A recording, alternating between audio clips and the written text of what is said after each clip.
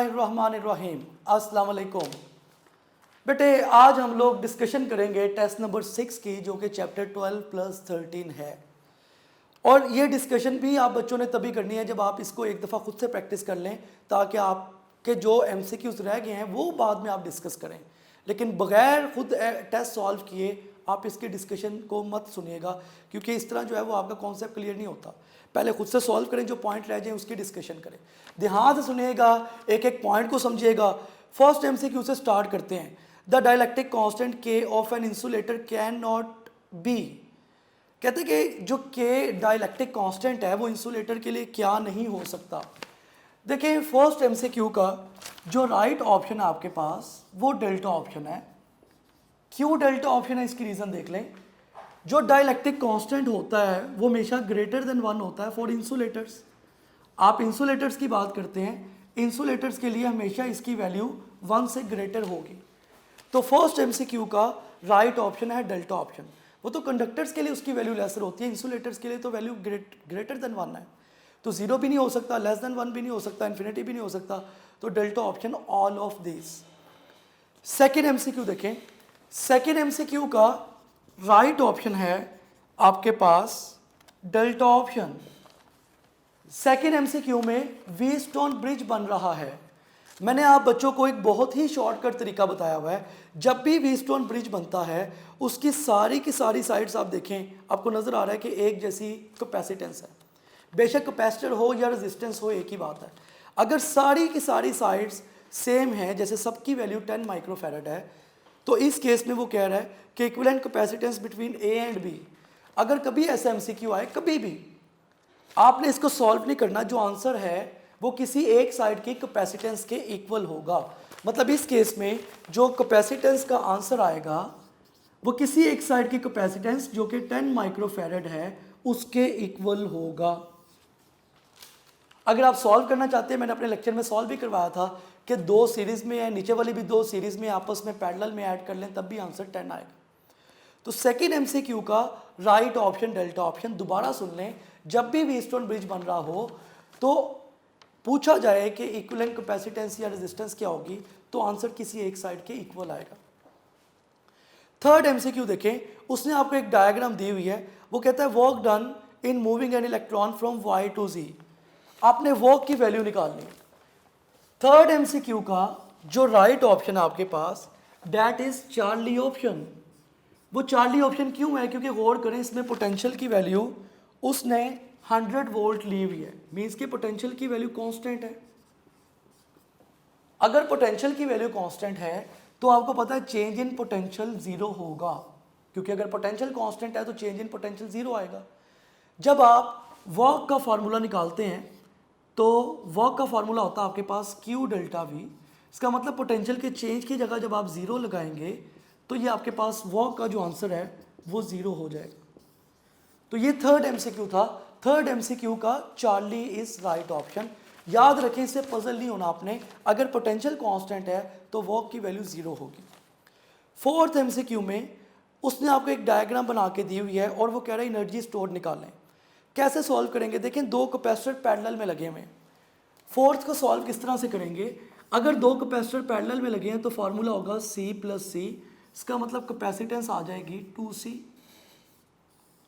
पहला आपने ये काम किया कि कैपेसिटेंस निकाल ली। एनर्जी स्टोर निकालनी है, एनर्जी का फार्मूला होता है जी ½ CV²। जस्ट आप वैल्यूज लगाएं, हाफ C की जगह आप लिखेंगे 2C और V² एज इट इज आ जाएगा।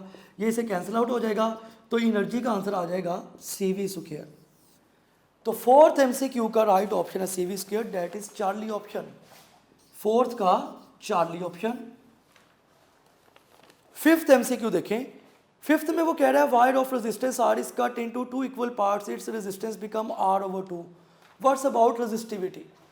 फिफ्थ MCQ में वो कह रहा है कि रेजिस्टेंस जो है ये R/2 कर दी एक वायर की, रेजिस्टिविटी क्या होगी। रेजिस्टिविटी आप बच्चों को पता है कि मटेरियल की प्रॉपर्टी है, रेजिस्टिविटी हमेशा कांस्टेंट रहेगी। जो मर्जी हो जाए, रेजिस्टिविटी को आपने चेंज नहीं करवाना, रेजिस्टिविटी की वैल्यू हमेशा कांस्टेंट रहती है। रेजिस्टिविटी सिर्फ तब चेंज होती है जब आप टेम्परेचर चेंज करें या मटेरियल की प्रॉपर्टीज़ को चेंज कर दें, मटेरियल को चेंज कर दें। तो फिफ्थ MCQ का राइट ऑप्शन आपके पास बीटा ऑप्शन सेम। 6 MCQ देखें। 6 में वो कह रहा है 40 watt bulb is on for 2 hours, how much heat is generated. 6 MCQ का राइट ऑप्शन आप बच्चों के पास है बीटा ऑप्शन। ये किस तरह से आता है, देखिए आपने हीट का फार्मूला लगाना है। हीट का फार्मूला होता है I² RT और एक हीट का फार्मूला होता है P × T, ये फार्मूला। जस्ट आपने वैल्यू लगानी है, उसने P की वैल्यू आपको दी हुई है 40, मैं ये फार्मूला यूज़ करूँगा। P की वैल्यू है मेरे पास 40 और टाइम की वैल्यू है 2 आवर्स।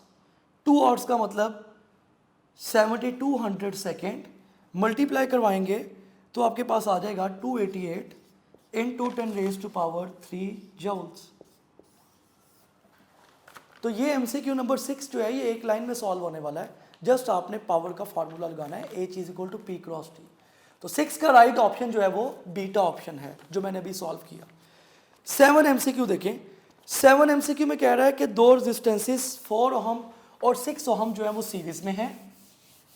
पहले वो आपको बता रहा है कि ये दो रेजिस्टेंसेस सीरीज में लगी हुई हैं। 7 में 7 का जो राइट ऑप्शन है वो आएगा अल्फा ऑप्शन। वो कहता है कि दो 4 ओहम और 6 ओहम सीरीज में है। अगर 4 ओहम और 6 ओहम सीरीज में है तो ये आप ऐड करेंगे 4 ओहम + 6 ओहम, ये आपके पास आ जाएगा 10 ओहम। उसके बाद वो कह रहा है एक और रेजिस्टेंस है जो कि 10 ओहम है, उसके साथ ये पैरेलल में है। तो पैरेलल में कैसे सॉल्व करेंगे, 1/R इक्विवेलेंट = 1/10 + 1/10। इसका मतलब जब ये सॉल्व करेंगे तो ये होगा 1/R इक्विवेलेंट = 2/10। इसका मतलब R इक्विवेलेंट की आपके पास वैल्यू आ जाएगी 5 ओहम। ये R इक्विवेलेंट का आंसर आ जाएगा। तो 7th का जो राइट ऑप्शन है वो अल्फा ऑप्शन है। Alpha is right option. 8 MCQ देखें। 8 MCQ में कह रहा है पॉइंट चार्जेस एक दूसरे को रिपेल कर रहे हैं 1 मीटर के डिस्टेंस पे, और अगर डिस्टेंस 2 मीटर हो तो रिपल्शन वाली फोर्स कितनी होगी। MCQ नंबर 8 को सॉल्व किस तरह से करना है। MCQ नंबर 8 का आपके पास राइट ऑप्शन 40 आएगा।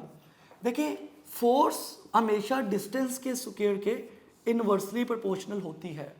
अगर डिस्टेंस कम होगा फोर्स ज़्यादा होगी, डिस्टेंस ज़्यादा होगा फोर्स कम हो जाएगी।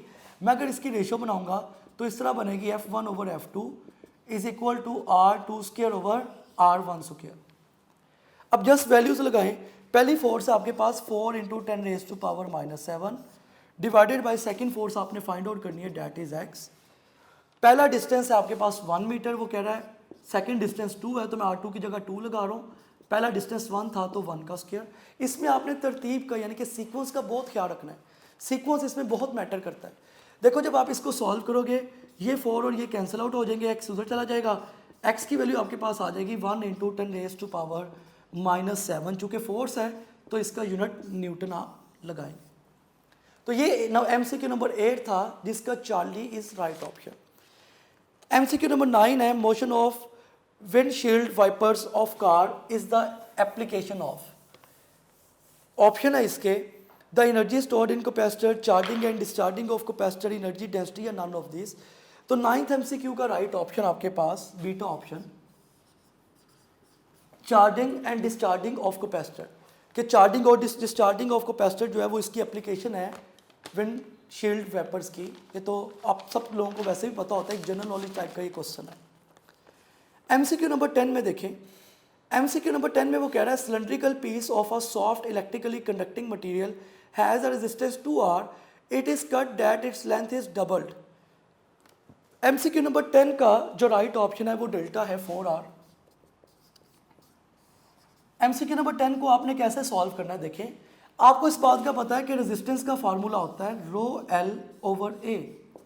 अगर आप किसी चीज़ को स्ट्रेच कर रहे हैं, मैंने आपको पहले भी कॉन्सेप्ट दिया था, स्ट्रेच करने की वजह से अगर लेंथ डबल होती है तो एरिया हाफ हो जाता है। आप जितनी उसकी लेंथ को डबल करते जाते हैं, इंक्रीज करते जाते हैं, उसका एरिया उतना ही डिक्रीज होता जाता है। तो वो आपको यही कहना चाह रहा है कि आपने उसको स्ट्रेच किया, मीन्स कि उसको खींच रहे हैं आप, तो उसकी लेंथ डबल हो रही है। अगर उसकी लेंथ डबल होगी तो इसका मतलब ये है कि एरिया उसका हाफ हो जाएगा। अगर एरिया हाफ होगा तो रेजिस्टेंस आपके पास 4 टाइम इंक्रीज हो जाएगी। हमेशा स्ट्रेचिंग के केस को याद रखिएगा कि अगर आपने लेंथ को डबल किया तो एरिया को भी हाफ लाजमी करना है। MCQ नंबर 10 का तो मैंने लिख दिया राइट ऑप्शन डेल्टा। 11 में देखें 3 capacitors of capacitance 6 microfarad are available. कहता है 3 कैपेसिटर्स हैं, सबकी कैपेसिटेंस 6 माइक्रोफैरड है। 3 कैपेसिटर्स वो आपको बता रहा है और सबकी कैपेसिटेंस 6 माइक्रोफैरड है 11 में। वो कहता है मिनिमम और मैक्सिमम कैपेसिटेंस निकालने। मैक्सिमम कैपेसिटेंस निकालने का फार्मूला होता है N × C। इसका मतलब आप मैक्सिमम कैपेसिटेंस निकालेंगे, 3 कैपेसिटर्स हैं आपके पास और हर एक की वैल्यू उसने आपको 6 माइक्रोफैरड दी हुई है। N का मतलब number of capacitors, 6 microfarad individual value, तो मैक्सिमम आपके पास वैल्यू आएगी 18 माइक्रोकॉलम, ये मैक्सिमम वैल्यू आ गई। इसी तरह आप मिनिमम वैल्यू निकाल लें। मिनिमम का मतलब होता है इस केस में सीरीज कॉम्बिनेशन। तो कैपेसिटर की अगर आपने मिनिमम वैल्यू निकाल ली है तो उसका फार्मूला होगा C/N। C का मतलब किसी एक की वैल्यू, वो आपके पास 6 है, और N का मतलब टोटल आपके पास 3 कैपेसिटर्स हैं। सॉल्व करेंगे तो ये आपके पास 2 माइक्रोफैरड वैल्यू आ जाएगी। इसका मतलब मैंने मिनिमम और मैक्सिमम दोनों सॉल्व कर लिए। Minimum value 2 microfarad, maximum value 18 microfarad. तो MCQ नंबर 11 का राइट ऑप्शन आपके पास बनेगा डेल्टा ऑप्शन। नेक्स्ट है आपके पास MCQ नंबर 12। MCQ नंबर 12 में उसने आपको एक डायग्राम बना के दी हुई है और आपने उस डायग्राम से चेक करना है। मैं यहाँ पे डायग्राम ड्रॉ करता हूँ। MCQ नंबर 12 में उसने एक डायग्राम आपको दी है कि ये आपके पास इलेक्ट्रिक फील्ड की डायरेक्शन, और यहाँ पे उसने ऐसे ये A डायरेक्शन, ये B पॉइंट है, ये A पॉइंट है, यहाँ पे उसने D पॉइंट को डिस्कस किया हुआ है और ये आपके पास C पॉइंट है। वो कहता है कि एक इलेक्ट्रॉन जो है, एक इलेक्ट्रॉन है जिसको आपने फील्ड में एंटर किया, यहाँ पे इलेक्ट्रॉन है, ये इलेक्ट्रिक फील्ड आपके पास। कहते हैं एक इलेक्ट्रॉन को आप फील्ड में एंटर कर रहे हैं, तो अब बताएं कि इलेक्ट्रॉन किस तरफ मूव करेगा। देखिए इसमें जो की पॉइंट है वो सुन लें। हमें पता है इलेक्ट्रिक फील्ड हमेशा पॉजिटिव से स्टार्ट होती है और एंड होती है नेगेटिव के ऊपर। अगर इलेक्ट्रॉन यहाँ पे, आपको पता है इलेक्ट्रॉन कभी भी इस तरफ तो नहीं जाएगा क्योंकि यहाँ से उसको रिपल्शन मिलेगी। इलेक्ट्रॉन जो है वो इस तरफ मूव करेगा टुवर्ड्स डी, क्योंकि इलेक्ट्रॉन पे नेगेटिव चार्ज है और नेगेटिव चार्ज पॉजिटिव की तरफ जाएगा। मुझे कैसे पता चला? क्योंकि इलेक्ट्रिक फील्ड पॉजिटिव से स्टार्ट होकर नेगेटिव पे खत्म होती है, तो इलेक्ट्रॉन इस तरफ जाएगा, डी की तरफ। तो इसका जो 12 का जो राइट ऑप्शन है आपके पास 12th MCQ का, इसका राइट ऑप्शन आपके पास डेल्टा ऑप्शन, 12 का डेल्टा ऑप्शन। कॉन्सेप्ट ये याद रखें कि direction of electric field is from positive to negative. तो चूंकि इलेक्ट्रॉन पॉजिटिव की तरफ जाएगा तो डी पॉइंट की तरफ जाएगा। 13 MCQ देखें। 13 में मैं क्या फार्मूला लगाऊंगा, या 13 में क्या फार्मूला है देखें। ये आपने फार्मूला यूज करना है। फोर्स का फार्मूला होता है F = QE। इसको आप इक्वेशन नंबर 1 बना लें। E का फार्मूला होता है E = V/D। इसको आप इक्वेशन नंबर 2 बना लें। अगर मैं ये काम करता हूँ कि इक्वेशन 2 को इक्वेशन 1 में सब्स्टिट्यूट कर देता हूँ, देन मेरे पास क्या वैल्यूज आएंगी। अगर मैं इक्वेशन 2 को इक्वेशन 1 में सब्स्टिट्यूट करता हूँ तो उस केस में ये वैल्यू आएगी F = Q × V/D। अब देखो डाटा सारा आपके पास गिवन है, सिर्फ आपने वैल्यूज लगानी है। आपके पास सारी की सारी वैल्यूज गिवन है। मैं इसमें वैल्यूज लगाता हूँ। F = जो उसने डायग्राम बना के आपको दी हुई है। चार्ज की वैल्यू आपके पास 4 × 10⁻⁻12।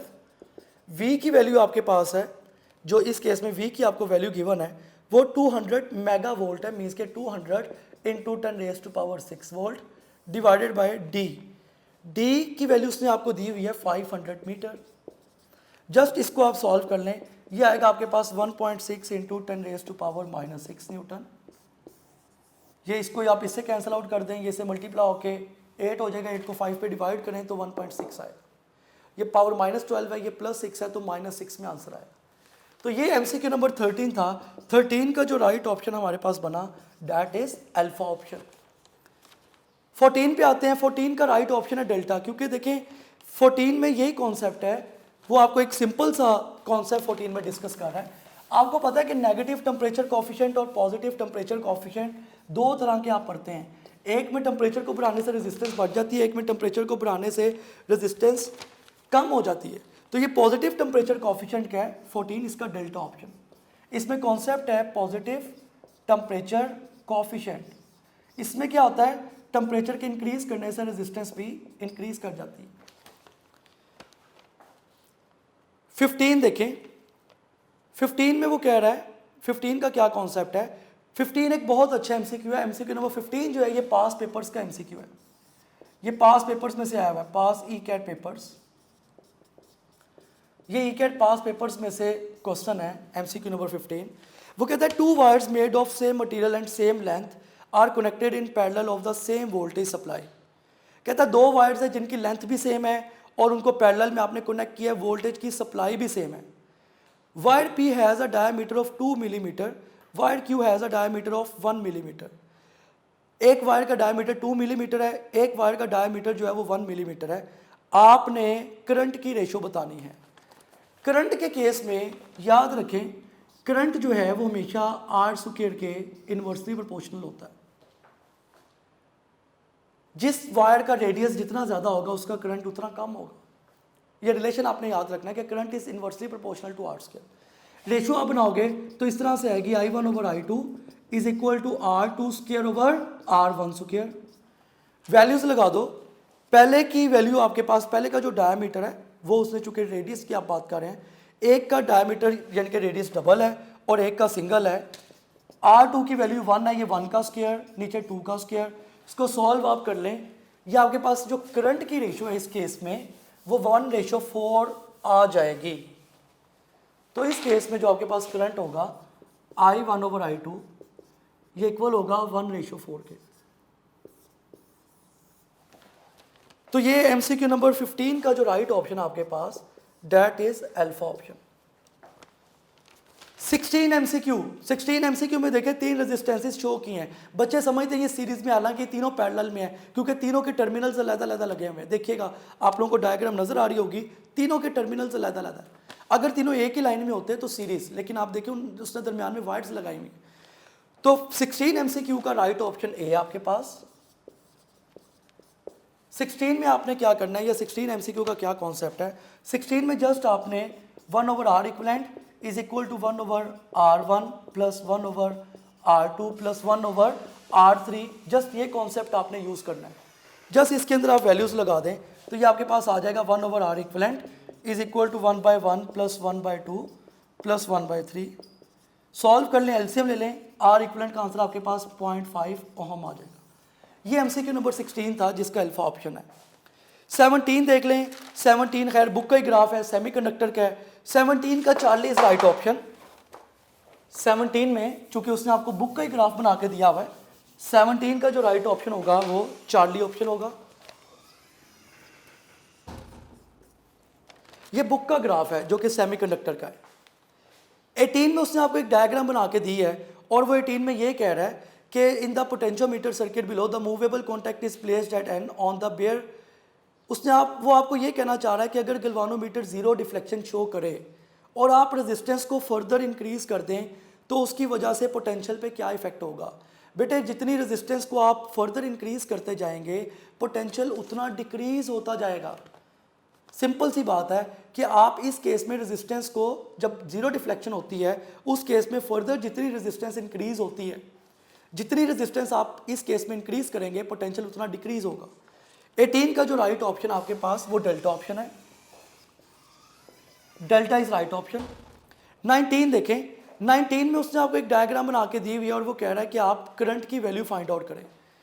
करंट की वैल्यू 19 आप सॉल्व किस तरह से करेंगे, करंट का फार्मूला होता है is equal to V over R. V की वैल्यू आपके पास 7.5 है और R की वैल्यू आपके पास 15 है। आप I की वैल्यू लेंगे तो आपके पास 1/2 आंसर आएगा। इसको आप 0.5 एम्पेयर भी लिख सकते हैं। तो 19 का आपके पास जो राइट ऑप्शन है that is beta option.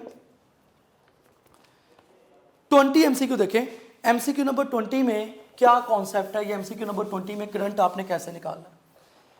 MCQ number 20 का जो राइट ऑप्शन है आपके पास वो इस केस में आएगा डेल्टा ऑप्शन 0.5 वोल्ट। सॉल्व कैसे करना है, देखिए नीचे वाली दो रेजिस्टेंसेस सीरीज में है, R equivalent is equal to 20 plus 30 आपके पास बन जाएगा 50 ओहम। ऊपर वाली पैरेलल में है तो आप लिखेंगे 1 over R equivalent is equal to 1/50 plus 1/25। जब आप इसे सॉल्व करेंगे तो 50 एलसीएम आएगा यहाँ पे, ये होगा 1 + 2। आर इक्वलेंट की वैल्यू आपके पास आ जाएगी 50/3, ये आर इक्वलेंट की आपके पास वैल्यू है। उसके बाद देखें, ये आपके पास आर इक्वलेंट आ गई।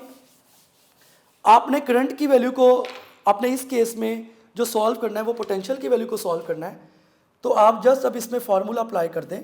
पोटेंशियल का फार्मूला होगा V = IR। तो V = I की वैल्यू 0.03, उसको मैं लिख सकता हूँ 3/100।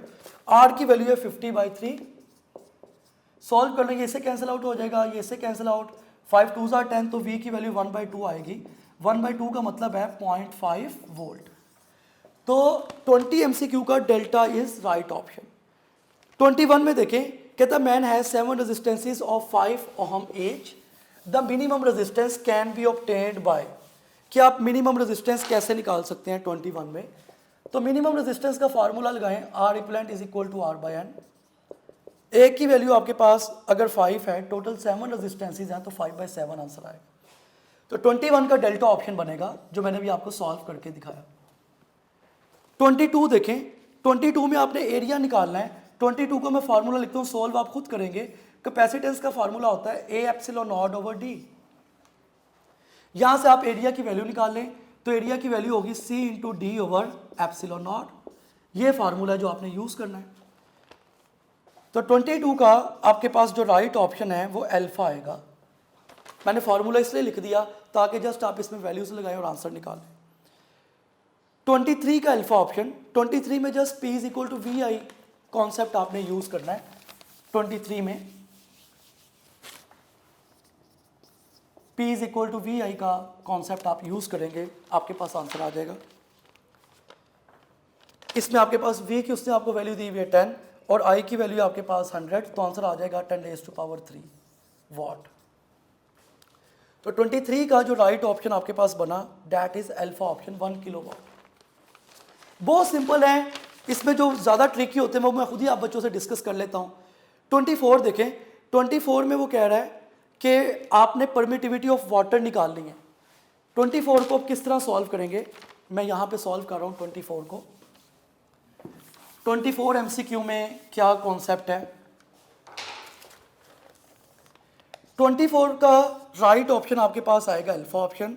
इसको सॉल्व किस तरह करना है, देखिए डाइलेक्ट्रिक का फार्मूला होता है dielectric of medium over dielectric of vacuum. ये फार्मूला आपके पास। रिलेटिव परमिटिविटी जो है ये दो तरह के मीडियम की रेशो के, एक मीडियम और वैक्यूम की जब आप रेशो लेते हैं ये ER के इक्वल आती है। ER की उसने आपको वैल्यू दी हुई है 80, आपने मीडियम के लिए वैल्यू निकालनी है और सेकंड आपको वैल्यू गिवन है 8.86 × 10⁻⁻12। यहाँ से आप मीडियम के लिए वैल्यू निकाल लें, ये आपके पास आ जाएगी 80 × 8.6 × 10⁻⁻12। तो ये कॉन्सेप्ट है जो मैंने फार्मूला लिखा, इस कॉन्सेप्ट से आपने इसको सॉल्व करना है। तो MCQ नंबर 24 का अल्फा ऑप्शन। 25 देखें, 25 मैंने क्लास में भी सॉल्व करवाया हुआ है कि दो चार्जेस 4 और -9 है, उनके दरमियान फोर्स 1.48 है। जब चार्ज आप -4 ऐड करोगे, जाहिर सी बात है फोर्स 0 हो जाएगी, क्योंकि +4 और -4 0 हो जाएंगे, तो चार्जेस का प्रोडक्ट लोगे तो आंसर 0 आएगा आपके पास। 25 का जो राइट ऑप्शन आपके पास आएगा दैट इज डेल्टा ऑप्शन। 26 में देखें, a hollow insulated conduction sphere is given a positive charge of 10 microcoulomb, what will be the electric field at the centre of sphere. 26 का भी राइट ऑप्शन डेल्टा। देखिए electric field centre of sphere में 0 होती है। अब जब भी electric field की बात करेंगे स्फीयर के केस में, आप एक स्फीयर को अगर डिस्कस कर रहे हैं, इसके इनसाइड इलेक्ट्रिक फील्ड 0 है। यही कॉन्सेप्ट है MCQ नंबर 26 का। 27 देखें, 27 बहुत इंपॉर्टेंट MCQ और बहुत अच्छा MCQ है। 27 में वो कह रहा है कि वोल्टेज आपने अप्लाई किया और कहता है constant voltage is applied between two ends of a uniform metallic wire, the heat developed is doubled if. कहता है हीट जो है वो डबल कब होगी। अब इसका कॉन्सेप्ट चेक करें, इसका जो राइट ऑप्शन है 27 का डेट इज चार्ली ऑप्शन। ये आपने किस तरह से निकालना, देखें फार्मूला होता है R = ρl/A। A का मतलब है πr²। इसका मतलब मैं इसको लिखूंगा R = लेंथ की वैल्यू को आप डबल कर रहे हैं और रेडियस की वैल्यू को भी आप डबल कर रहे हैं 2r का स्क्वायर, क्योंकि चार्ली इज राइट ऑप्शन। मैं आपको बताना चाहता हूँ कि क्यों चार्ली राइट ऑप्शन। अब देखें, जब आप इसको फर्दर सॉल्व करेंगे, ये आपके पास हो जाएगा r is equal to rho multiply by 2l over pi multiply by 4r square. ये 2 से कैंसिल आउट हो जाएगा, तो रेजिस्टेंस की वैल्यू होगी rho into L over pi R square multiply by 1/2। इसका मतलब रेजिस्टेंस आपके पास इस केस में जो रेजिस्टेंस है ये हाफ हो जाएगी। अगर रेजिस्टेंस इस केस में हाफ हो गई, आप कह सकते हैं कि रेजिस्टेंस इस केस में हाफ हो गई। अगर रेजिस्टेंस हाफ हो जाती है तो करंट की वैल्यू आपको पता है कि डबल हो जाएगी। अब वो पूछ रहा है हीट प्रोड्यूस्ड। हीट प्रोड्यूस का formula H is equal to I square R T. जस्ट आप इसमें वैल्यूज सब्स्टिट्यूट करें, ये फार्मूला होगा आपके पास H is equal to I square R T. H is equal to I की वैल्यू को चूंकि डबल हो गई, यहाँ पे 2i लिखेंगे आप, 2i का स्क्वायर। रेजिस्टेंस की वैल्यू हाफ हो गई, r/2 का स्क्वायर मल्टीप्लाई बाय टी। जब आप इसे सॉल्व करते हैं तो 4i square into R square by r/2, r का स्क्वायर तो नहीं है, आई स्क्वायर आर टी होता है, तो r/2 इंटू टी। इसको सॉल्व करोगे तो हीट जो है ये आ जाएगी 2 multiply by I square R T. आप कहेंगे कि हीट का जो इफेक्ट है वो 2 टाइम इंक्रीज हो गया। ये बहुत अच्छा एमसीक्यू था, एमसीक्यू नंबर 27, जिसका राइट ऑप्शन चार्ली है। 28 एमसीक्यू देखें, maximum power is delivered. Maximum power तब होती है जब इंटरनल और एक्सटर्नल रेजिस्टेंस आपस में इक्वल होती हैं। 28 का राइट ऑप्शन अल्फा ऑप्शन। 28 का जो ऑप्शन आपके पास इस केस में वो अल्फा ऑप्शन है, क्योंकि ये कंडीशन आपको पता होनी चाहिए कि हमेशा तभी पावर मैक्सिमम होती है जब इंटरनल और एक्सटर्नल रेजिस्टेंस इक्वल होती है। 29 के केस में वो कहता है मैक्सिमम फोर्स जो है वो कब लगेगी, तो आपको पता है फोर्स चार्जेस के प्रोडक्ट के डायरेक्टली प्रोपोर्शनल है। जितने चार्जेस का प्रोडक्ट ज़्यादा होगा फोर्स ज़्यादा होगी। तो 29 का राइट ऑप्शन होगा बीटा ऑप्शन, क्योंकि चार्जेस सबसे ज़्यादा 4 और 3 ही हैं। तो 29 का बीटा इज राइट ऑप्शन। ये बहुत सिंपल, इसमें कुछ एमसीक्यू बहुत ट्रिकी हैं जो मैंने आपको सॉल्व एक एक करके दिखाया। लास्ट एमसीक्यू देखें, 2 बल्ब हैं, वो कहते हैं सीरीज में लगे हैं 40 वाट और 60 वाट, इनकी पावर कंज्यूम निकालें। 30 को आपने किस तरह सॉल्व करना है, ये होगा 1/P equivalent is equal to 1/P1 plus 1/P2, ये इसका फार्मूला होता है। यहाँ पे आएगा 1/P equivalent is equal to 1/40 plus 1/60। जस्ट आप इसमें वैल्यूज लगा दें, आप यहाँ पे एलसीएम ले लें, 60 मल्टीप्लाई बाय 40, ये आ जाएगा 40 plus 60 is equal to 1/P equivalent. इसका मतलब P इक्विवेलेंट की आपके पास वैल्यू आ गई 60 इंटू 40 डिवाइडेड बाई 100। इसका मतलब है ये 2 इससे कैंसिल आउट हो जाएंगे, तो यहाँ पे आपके पास पावर 24 वाट आ जाएगी। तो ये इसका जो राइट ऑप्शन है, जो लास्ट एमसीक्यू था 30, उसका राइट ऑप्शन डेल्टा बन रहा है। 30 का डेल्टा ऑप्शन जो मैंने भी सॉल्व करके आपको दिखाया। तो ये थी बच्चों आज के डिस्कशन, जो कि एक एक एमसीक्यू मैंने आप बच्चों से डिस्कस किया, जो इंपॉर्टेंट होते हैं, इंपॉर्टेंट हो या ना हो, मैक्सिमम मेरी यही कोशिश होती है कि मैं बोर्ड के ऊपर एक एक एमसीक्यू आपको सॉल्व करके दिखाऊं, और मैंने आपके सामने वो किया भी। अपना ख्याल रखिएगा और मैक्सिमम प्रैक्टिस कीजिएगा। इंशाल्लाह ताला नेक्स्ट लेक्चर में आपसे मुलाकात होगी। अल्लाह हाफिज़।